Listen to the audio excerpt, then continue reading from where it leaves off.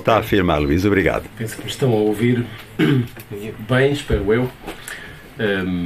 Boa noite. Eu preparei uma intervenção porque penso que a ocasião o merece e também o nosso tempo, que não estica de forma intolerável, não deve esticar de forma intolerável a uma quinta-feira à noite.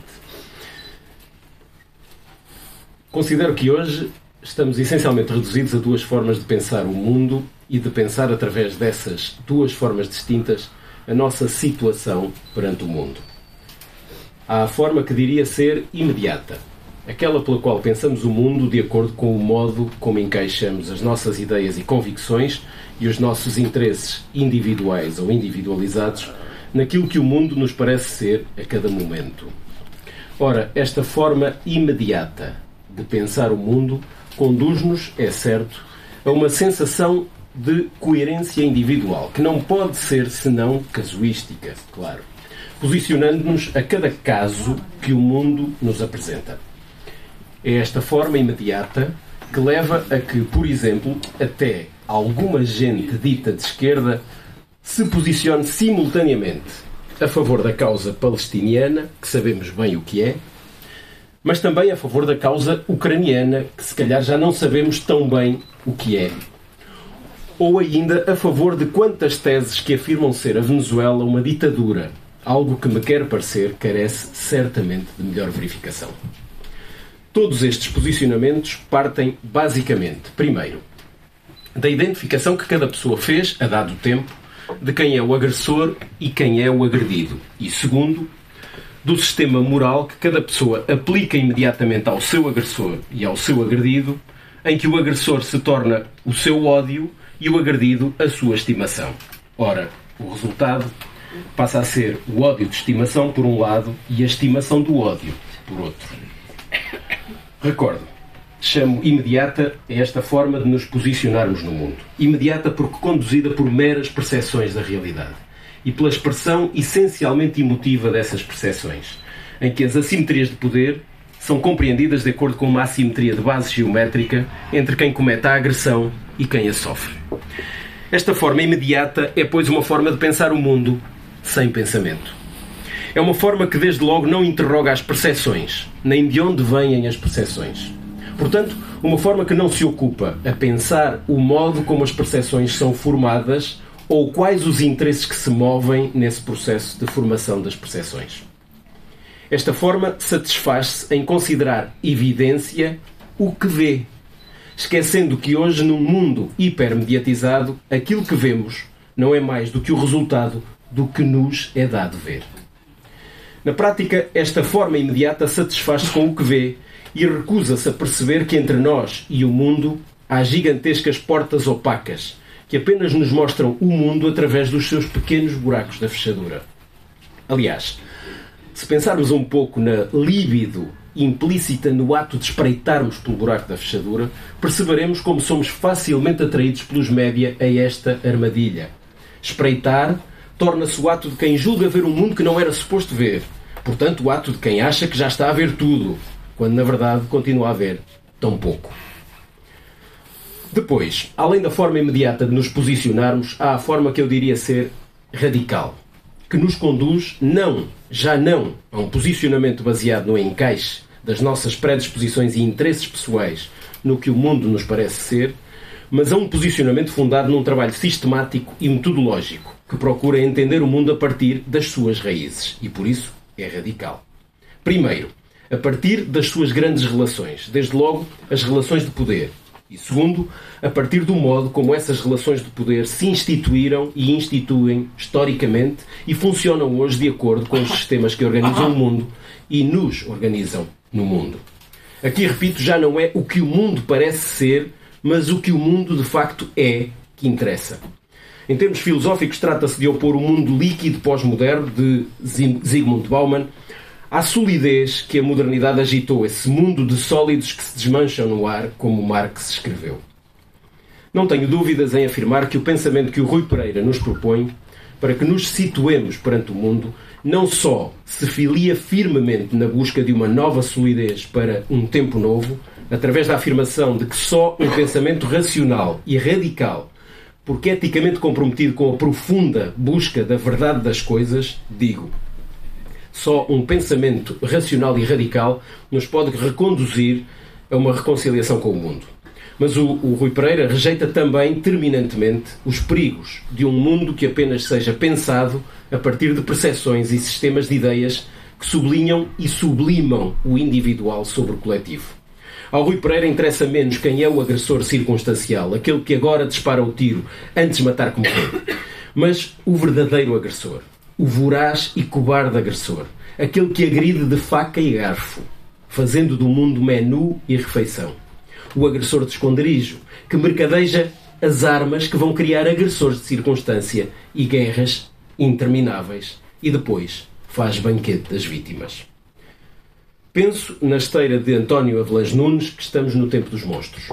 E que, estando no tempo dos monstros, ou nos esvaímos feitos sangue, na monstruosidade, digo, na brutalidade do nosso tempo, e tomo aqui uma ideia que o Rui Pereira desenvolve brilhantemente na sua obra anterior, que há pouco estava aqui, ou nos esvaímos e nos desmanchamos, ou assumimos-lhe a resistência. Ora, a resistência não é uma propriedade dos líquidos, mas é uma propriedade dos sólidos. Contra os monstros, contra o brutal de um tempo que já não se pensa a si mesmo, o brutal de um tempo de não pensamento, e tomo outra vez de empréstimo as ideias do Rui Pereira, contra o brutal que nos faz e desfaz em sangue, há que opor a resistência da solidez. É isso que julgo que o Rui Pereira nos está a propor que façamos neste livro, e com este livro cujo título é poema. A montanha acima das nuvens. Que título tão bonito, companheiro. Não é outra coisa senão a metáfora que convoca a solidez montanha de que são feitos os resistentes e a nuvem sonho de que jamais o verdadeiro resistente desiste. Nesta metáfora, contudo, é o sólido que se ergue acima do sonho, a montanha acima das nuvens. A Venezuela é esse sólido, claro. O país é hoje o resultado forçosamente imperfeito de um sonho, o sonho bolivariano, o sonho da Revolução Bolivariana. Como o Rui Pereira profusamente o demonstra nesta hipótese de crónica que ele deixa sempre, e ainda bem digo eu, resvalar para o melhor jornalismo de investigação que lhe forjou o ser, o sonho bolivariano é um sonho da democracia. É um sonho de uma democracia radical, intensa, democracia vivida muito para além da mera expressão eleitoral, acima de tudo vivida como experiência cotidiana, intensamente participada nas comunas e comunidades mais pobres, onde a política se faz de baixo para cima, da água que falta na torneira ao canalizador que a pode ajudar a distribuir de novo.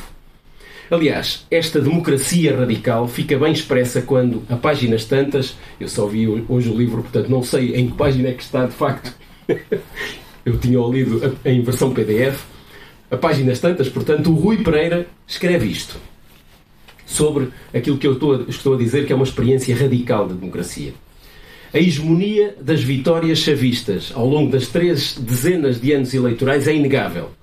Como inegáveis são a mais de meia centena de municípios nas mãos de diversas oposições, ou a maioria eleitoral parlamentar das oposições em 2016.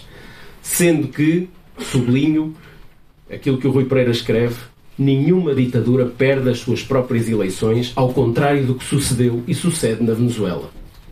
Lição que é conveniente esquecer para poder continuar a semear a ignorância. Fim de citação. Devo dizê-lo que eu próprio tive a oportunidade de testemunhar isto, acompanhando o Rui numa das 5 viagens que ele fez no último ano à Venezuela. 4 estão descritas neste livro, mas ele já fez mais uma. Sendo certo que eu vi muito menos do que ele. Também eu testemunhei as multidões de gente pobre, mas profundamente informada e profundamente feliz, que afluíram a Miraflores para saudar a tomada de posse de Nicolás Maduro Moros no passado mês de janeiro, naquilo a que o governo de Caracas chamou "Eu juro com Maduro", um ato simbólico de juramento popular e de comunhão entre a comunidade e o seu líder eleito. Estou, digo-vos, particularmente à vontade para assumir hoje isto sobre a Venezuela. Mais de metade da minha família paterna, 5 tios, os meus primos e primas, os filhos e os netos deles, vivem na Venezuela. Os mais velhos há mais de 60 anos. Os períodos de maior agitação política, como o golpe de teatro de Juan Guaidó, patrocinado pelo mesmo Trump que hoje se embebeda, ou se droga, digo eu, com imagens sucessivas de barcos de pobres coitados em chamas, fizeram com que poucos dos meus familiares tivessem regressado a Portugal. nessa fase. Esses dizem-me estão contra Maduro e o chavismo desde o início. Os que ficaram, no entanto, mantêm-se de facto por lá. A vida para as classes mais abastadas e para quem conseguiu desenvolver os seus negócios, como tem sido o caso de uma boa parte da comunidade portuguesa, registrou de facto alguns reveses com a redistribuição chavista, sempre muito pensada, mas acima de tudo com o que vitimou de facto a sociedade venezuelana, e está tão bem descrito neste livro: o violento bloqueio económico e a inadmissível ingerência permanente das administrações norte-americanas na política interna venezuelana, especialmente as ingerências dos últimos 12 anos após a morte de Hugo Chávez. Não vimos, no entanto, estes portugueses serem minimamente defendidos pelos sucessivos governos de Lisboa. É como se estes portugueses deixassem de existir, tivessem deixado de existir. O que existe há tempo demais no Palácio das Necessidades é a palaciana necessidade de agradar ao amo americano e aos seus capatazes europeus. E assim sendo, lá permanecem milhares e milhares de cidadãos portugueses na Venezuela. Será lícito acharmos que esses cidadãos deixaram de acreditar no seu próprio futuro e que só permanecem na Venezuela por puro masoquismo? Pergunto eu. Pois digo-vos, agora preocupam-me a sério os nossos compatriotas que permanecem na Venezuela, a começar pela minha numerosa família que lá está. Porque é cada vez mais evidente que estamos perigosamente próximos de um ato de agressão sem precedentes. Ato de agressão em que o agressor, que tem vindo a banquetear-se, está prestes a retirar definitivamente a máscara que decidiu usar nas últimas décadas em relação aos países da sua vizinhança. Aqueles onde pode continuar o banquete à custa desses países, vastíssimas riquezas naturais. É curioso e não pode deixar de ser irónico que um dos sinais mais evidentes de que a guerra pode estar próxima seja a recente atribuição do Prémio Nobel da Paz. Queridas amigas e queridos amigos, no tempo em que eu e ele éramos novos amigos, arquitetando uma casa de afetos em cada viagem partilhada de carro para a Universidade do Minho, o Rui Pereira dizia-me: o que vimos os dois aqui fazer é buscar munições. As munições eu era capaz de saber o que eram. O doutoramento, pretexto de ambos para começarmos a trocar gestos e palavras que o vento nunca levou, era armamento bastante para qualquer um de nós perceber que nunca sairia dali como entrou. Sairíamos diferentes e munidos. A questão para mim residia então em saber: munições para quê? Hoje que nos encontramos inapelável e, felizmente, na categoria dos velhos amigos, já posso descrever a exata natureza do armamento que reunimos nesses primeiros tempos de convívio devido à academia. Natureza tão exata como a natureza do mundo atual ao qual caem as máscaras. É a um mundo que nos acantona no ódio e nos torna prisioneiros da irracionalidade que podemos opor o armamento que eu e o Rui fomos buscar há 2 décadas a Braga e nas viagens para Braga. Por vezes, tentam convencer-nos de que a ciência serve a guerra, quando na verdade é o contrário. A guerra serve-se da ciência. A ciência e o conhecimento, se não se deixarem aprisionar, são sempre armas da paz. É como o jornalismo, do qual ambos viemos. Se não se deixar aprisionar, o jornalismo é também uma arma da paz.